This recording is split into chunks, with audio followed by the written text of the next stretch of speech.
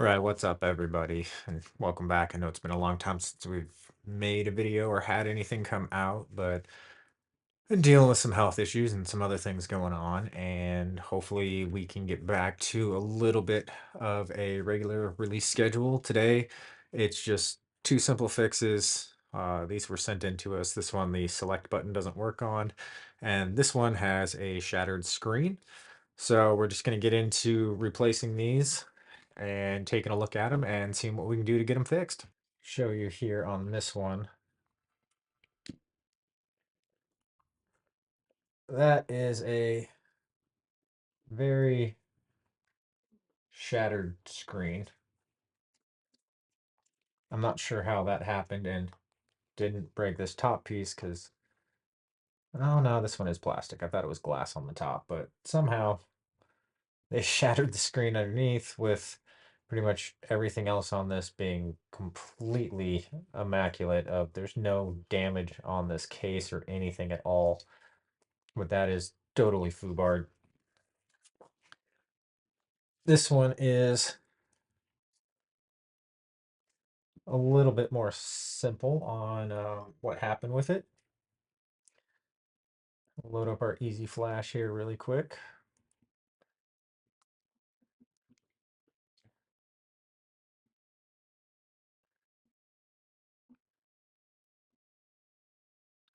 And load up our button tester. So that way you all can see this, exactly what we're looking at here. Our up, down, left, right all work. Our A button that requires a bit of pressure. I actually have it pushed down and then I have to push a little bit more for it to register. The B button, that one registers right away. Select is doing absolutely nothing regardless of pressure. And start works pretty much right away. So we'll get this opened up and take a look and see what's going on the inside of it. And then we will tackle replacing the screen on this. This one, it could either be the pads or it could be the board itself.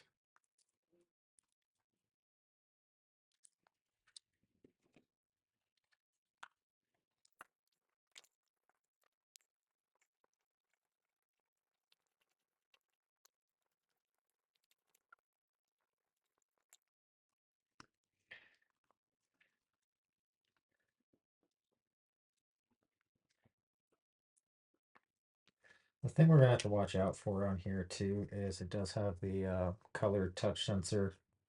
It's got the IPS screen, and so power going into the power switch as well. So even if I disconnect the screen from the board, it's still going to be attached by these two wires.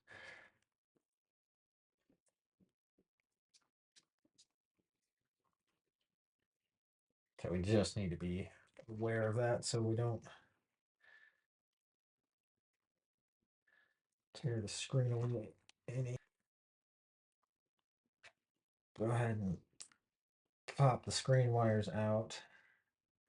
I'm going to desolder this over here in the corner really quick, and we're just going to end up pulling this whole board out and replacing it with this one.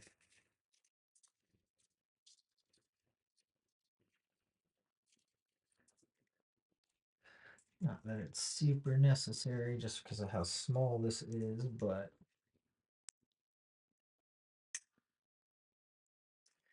never hurts to have a little dab of flux. I'll dab pretty dab flux on that side too.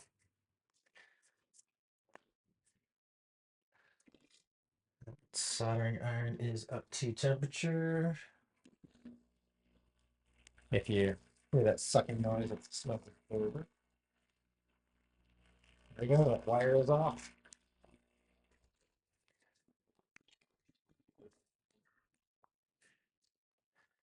That's all that took. Go ahead and pull this board out.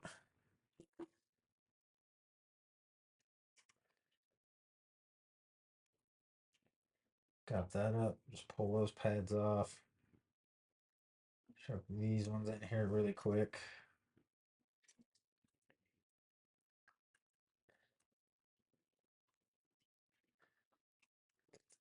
speaker shoved down in its hole.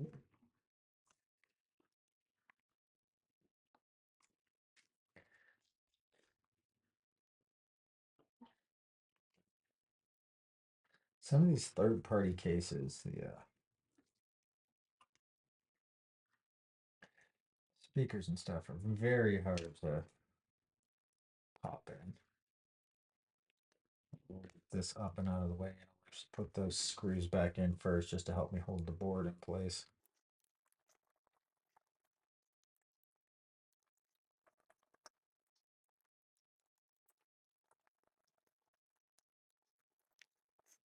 It's the thing too, like your wires and stuff don't, or not the wires, but the screws, you don't have to crank those down.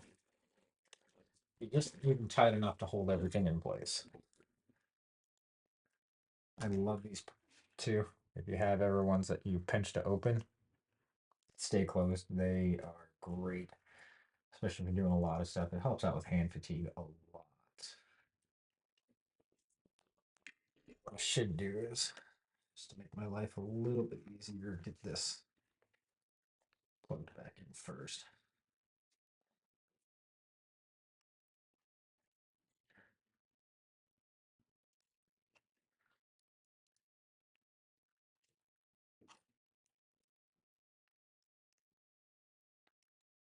Let's clamp back in.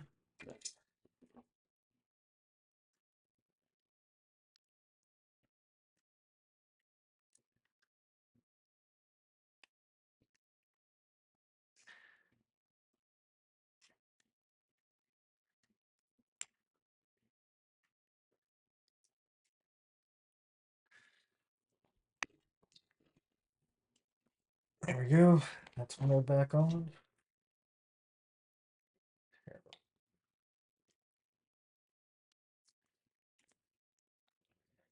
Positive negative power real quick. Just put an easy flash back in.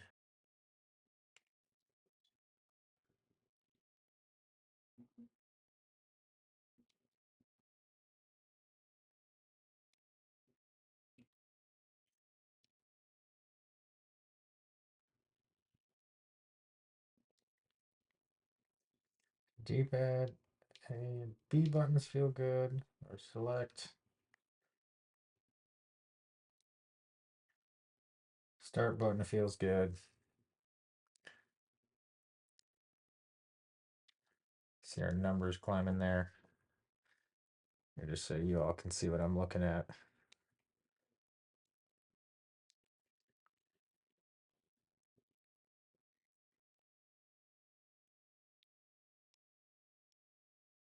All right.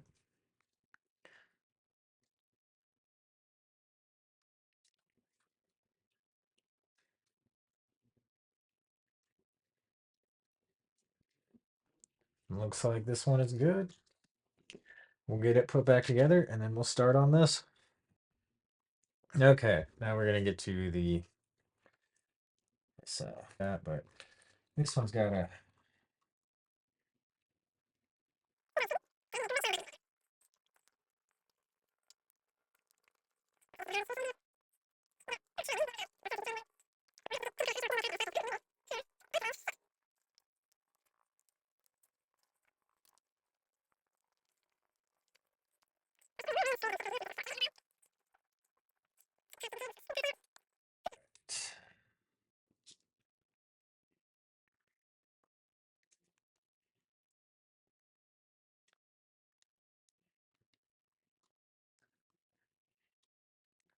says the 32 pin.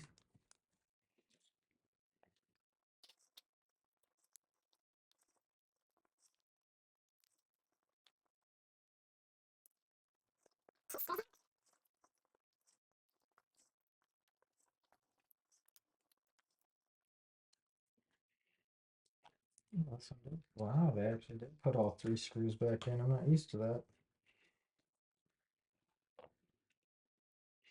Most of the time, you just get these two outer ones. A lot of people miss a third screw in the middle.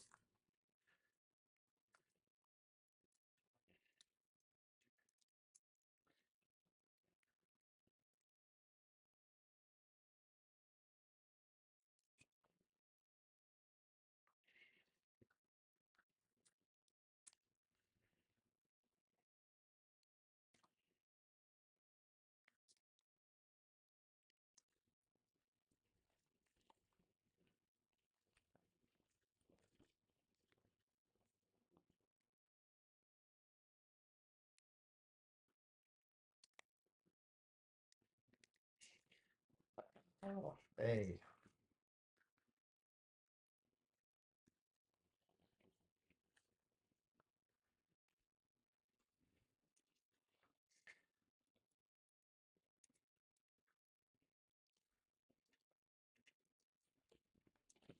The thing about this is these screens separate from the board. You saw I just broke the tab off the back, but you won't have to resolder any of that.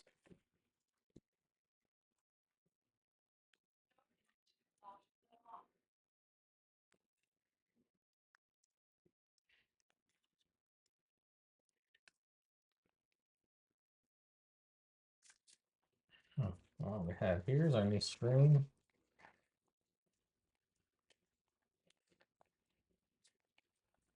We do sell these screens over on our website. Comes with a new screen adhesive, these 3 wires that you need for the buttons,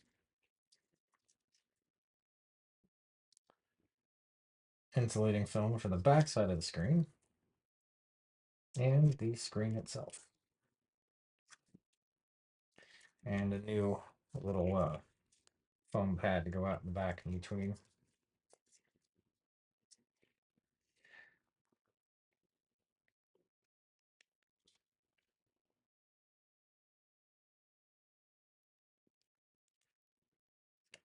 And all that does is keeps this circuit board from taking a chance of shorting out against the thing. There are your left, right, select, and ground tabs that you have to wire to. That's what these wires go to. The screen attaches down there, and then your different connectors. I know one's a 32. I forgot what the other one is. I want to say it's a 40. I don't remember off the top of my head, but it does come with both options because these boards are slightly different from each other. What I'm going to do now is pull the foam off the front of the screen. You can use two clear alignment bars to kind of line these up. And honestly, the way that these screens are, if you push them towards the top and all the way to the left,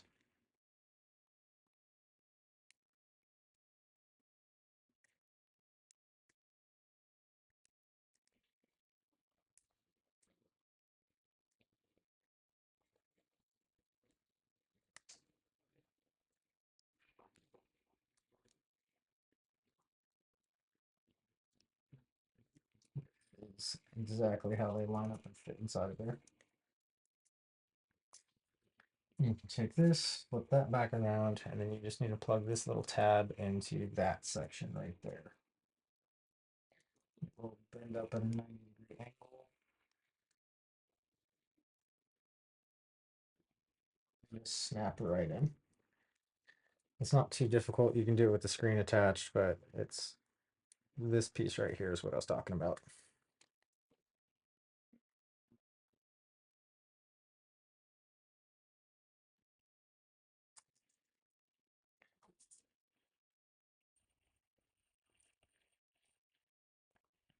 And then our insulating foam goes back into place.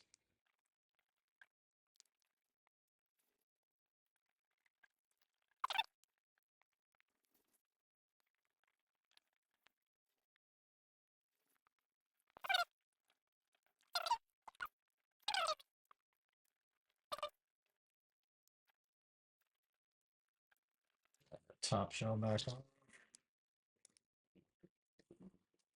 These are the alignment pieces for the screen. Short one goes across the bottom or the left side. This one goes across the bottom. You just stand them up, shove them in. It'll help you align the screen. That's if you had to cut your own shell. This one happens to be pre-cut for the IPS screens. So really it's just up and all the way to the right.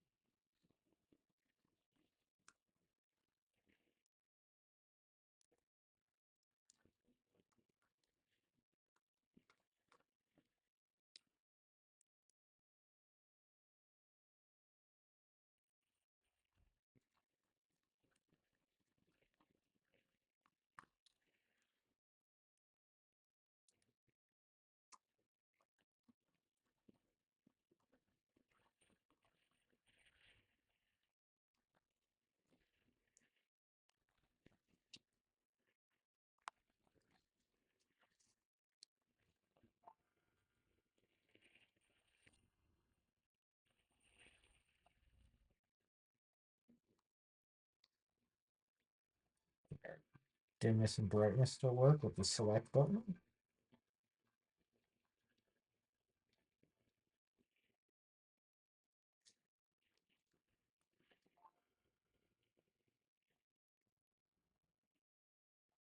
It's my batteries being dead.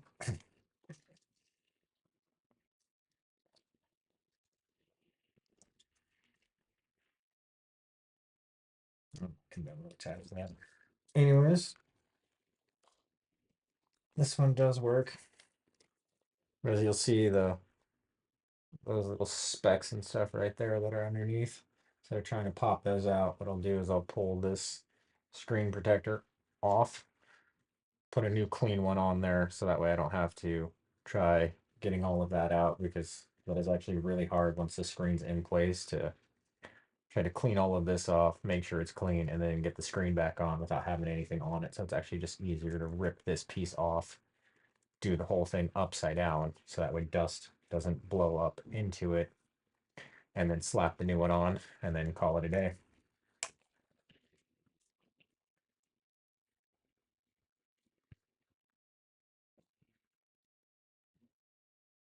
But anyways, that's these two Game Boys that were sent in to us, back up, working and fixed. And we will get them shipped back out, or we'll actually contact them, see if they want them back. Sometimes people send stuff in, don't want it back, don't know why, but it does happen. But anyways, we will go from there, see what happens, and these ones may end up on the website, who knows. Thanks for stopping in, have a good night, and we'll see you in the next one.